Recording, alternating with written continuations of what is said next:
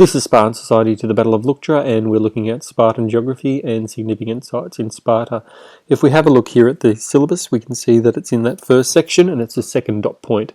And all it says is significant sites in Sparta, and we interpret what we see as significant sites. If we have a look at the map here, and we need to understand that interpretations of the archaeology mean that different maps have been created of Sparta. This is one of the more modern ones and probably more accepted archaeology for now. In terms of the labelling of the significant sites in Sparta, particularly the names of the towns that make up Sparta itself.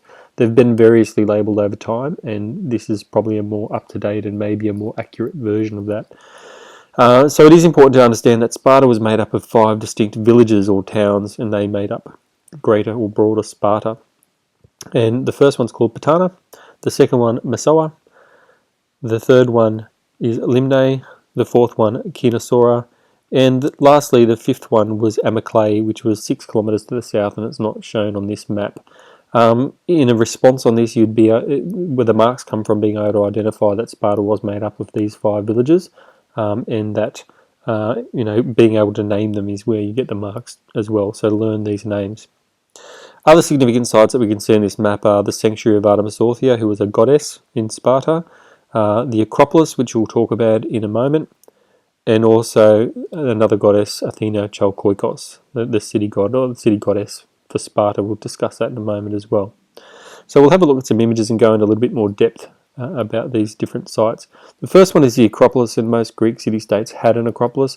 It was a defensive position for invaders that would come to try and, I suppose, raid the town or defeat the town.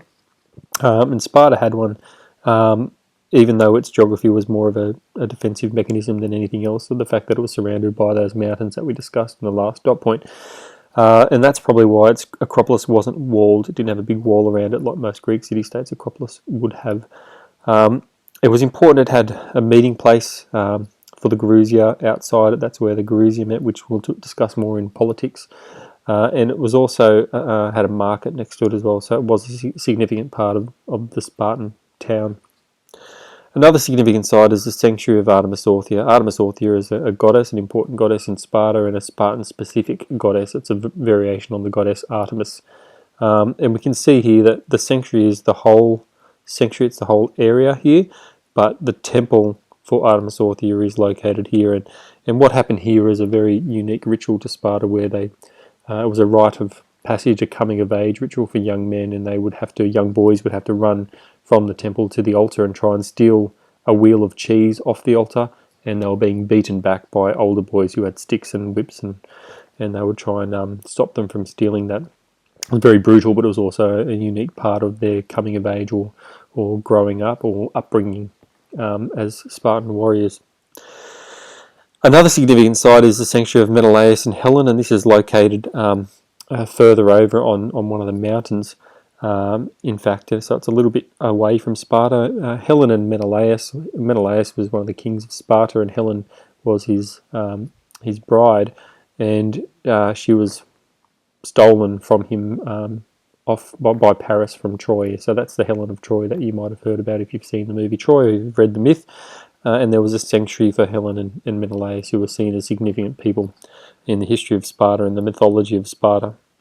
Finally, we have the shrine of Apollo Hyacinthus, and this is down south at Amyclae. So this is 6 kilometres down to the south, and there was a procession here for the Hyacinthus, which was Hyacinthia, which was a festival that was held every year in honour of the god Apollo and his lover Hyacinthus. So you can see the archaeological remains of the site there. Important to remember, most of the archaeological remains are no longer intact. There's not much of them, and in fact, Sparta wasn't renowned for having a big emphasis on building like Athens might have been. It was renowned for its austerity and not having much in the way of these big building programs. And our main source for this is a travel writer called Pausanias, who was writing much later in the 2nd century AD, and even by that time there wasn't much extant archaeological record either.